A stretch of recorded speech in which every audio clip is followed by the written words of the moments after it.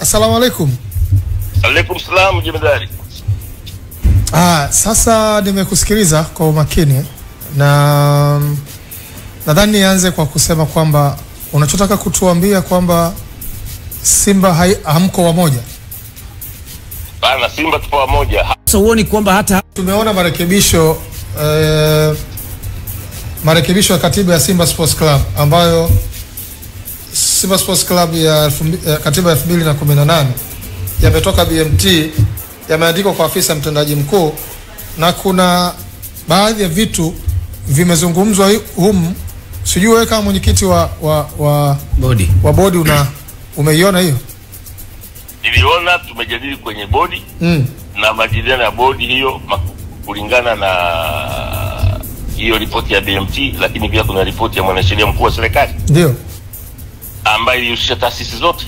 Ndio. Kwa hiyo tulijadili yote kwa kina kwenye bodi, tukaja na mapendekezo yote ya marekebisho ya katiba. Kwa hiyo hayo yatakuwa kwenda table kwenye mkutano mkuu. Yanakwenda kuwa table kwenye mkutano mkuu. Yes. Una nafasi walau tulizungumze moja mbili ambayo kwa mfano kwenye kipengele cha nataka niendeshe mkutano mkuu radio tena ndugu yangu. Hapana, sizungumzi. Hatuwezi kuendesha mkutano mkuu radio. Mimi nafuata procedure, utaratibu ambao unafuatwa. Sizungumzie mkutano mkuu. Hata maoni ya wanachama ambayo yamekuja tumejadili kwenye bodi na yote tumeincorporate kwenye majibu yake kwenye mkutano mkuu. Kwani ilivyo sasa mwenyekiti wa Simba hawezi kuitisha mkutano mkuu? Anaitisha. Mbona kwenye hao marekebisho?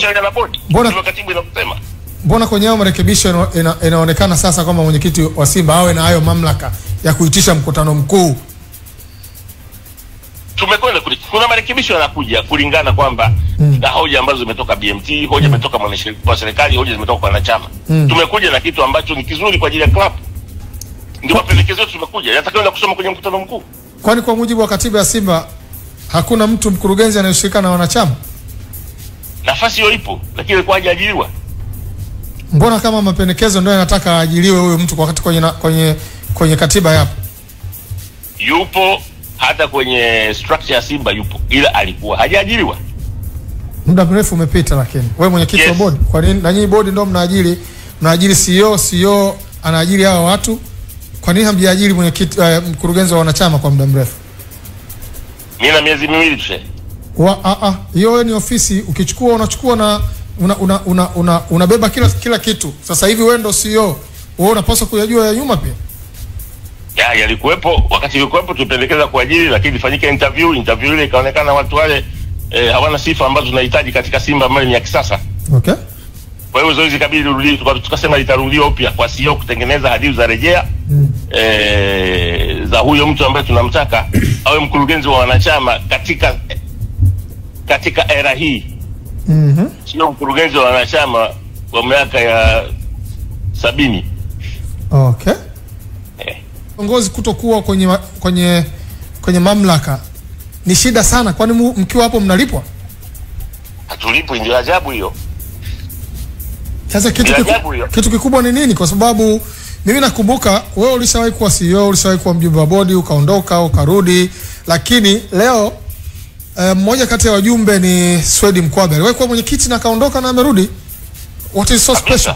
Shida ni nini? Na kuwa nje afya ya akili inatokana na nini? Lazima kuna kitu kinasukuma hiyo kitu. Unajua duniani hapa kuna mtu anajifikiria kwamba yeye ndiye ana akili kuliko watu wote, yeye ndiye anaweza, yeye ndiye anafanya. Ukishasikia mtu anakuwa namna hiyo, unajua na afya ya akili. Yaani akili yake haiko sawa. Yaani wewe ukishajiona kwamba bila mimi ili jambo haliwezekani, ujue wewe akili yako haiko. Nani huyo ambaye anadhani kwamba bila yeye Simba hawezi kufanikiwa? Kwa sababu Simba ina struggle miaka 4 sasa. Mnafungwa na Yanga na hamjachukua kikombe. Hao watu hawakuwepo kwenye mamlaka. Ndugu yangu, unapigilia mistari. Inakuuliza mimi sipigilia mstari wote. Ngoja nikwambie kitu kimoja. Karibu. Ngoja niwaambie watu, labda tawafungua akili. Hii Simba sisi wenyewe tuliikuta. Ndio. Na naomba nikwambie kitu kimoja. Very soon tutaondoka hapa. Wapi? Wewe ukiwapo kwenye nafasi yako ya kiongozi, itumikie Simba kwa 100%. ukitoka kwenye uongozi support uongozi uliopo kwa 100%. Kama lengo lako ni Simba, kama lengo lako ni mengine. Na wewe ulipokuwa nje ulikuwa unaisupport Simba kwa 100%? 100%, mpaka naanza kupigana na mtu. Umepigana na nani? Mpaka naweza kapigana na mtu. Okay. Kwa ajili ya Simba. Nipo kiongozi, siko kiongozi.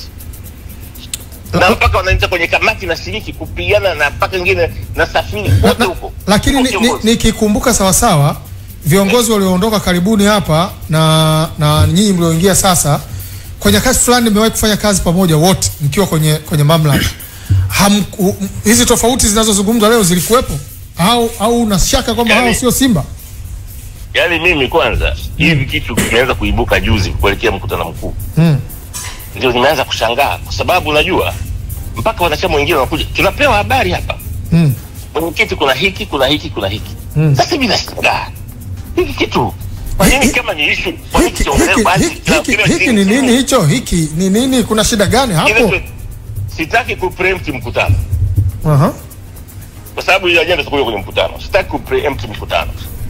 Lakini ninachosema ni kwamba ukiwa kiongozi uwezi ukafanya vitu vya namna hiyo. Kusema kwamba unachotaka kutuambia kwamba Simba hamko wamoja. Bana, Simba tupo wamoja. Hao vikundi hivyo wanataka kuleta fujo. Jumapili wanachama wataonyesha. Mimi naomba wanachama wa Simba waje Jumapili kwa wingi. Ambao na wenyewe ni Simba pia lakini. Ni Simba. Kwa hiyo maana yake kwamba kuna maana wewe ushaona simu inafungwa mtu anafurahia, huyo utakuwa ni Simba. Maana yake ni kwamba basi kuna Simba ambao wanafurahia Simba kufungwa na kuna Simba ambao wanahuzunika Simba kufungwa. Maana yake Simba imegawanyika. Ndio hicho unachotaka kuwaambia wana Simba? Wanataka kutugawanya kwa sababu ya mkutano huu. Unajua siasa za mikutano zilivyo. Ukienda kwenye uchaguzi watu wanagawanyika kwa sababu wanakuwa na makundi ya uongozi. Lakini unaenda kwenye mkutano wa kawaida wa mwaka. Tunaenda kubadilisha katiba. Watu wanaunda makundi. Sasa makundi hayo mpaka anafikiria kwamba ili labda ajenda yako ifanikiwe tufurahie simu kufungwa. Unajua wewe ni ugonjwa wa akili. Lakini kwani kikubwa nini kwenye mkutano huu? Kwa sababu mimi ninavyojua ajenda za mkutano mkuu ni ajenda za kikatiba. Ziko tayari. Sasa ajenda nyingine ni nini? Marekebisho ya katiba. Marekebisho ya katiba. Sasa what is so special kwenye marekebisho ya katiba kiasi kwamba watu wanaamua kuunda vikundi? Kuna eneo gani ambalo linapaswa kuundiwa vikundi ambalo linaleta sintofahamu? Kuna ajenda ziko mle zinatengenezwa. Wanataka kulazimisha hizo ajenda zikafanyike mle. Wao wanahisi kwamba ajenda hizo zikifanyikiwa zikapita.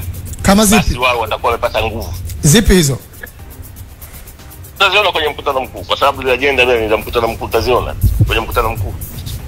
Maeneo kadha wa kadha. Wachezaji wanapaswa kujitathmini. Je, wamecheza kwa kiwango cha level ya Simba? Benchi la ufundi linajitathmini. Je, tumeandaa mpango sahihi kwa kiwango cha Simba? Viongozi tunajitathmini.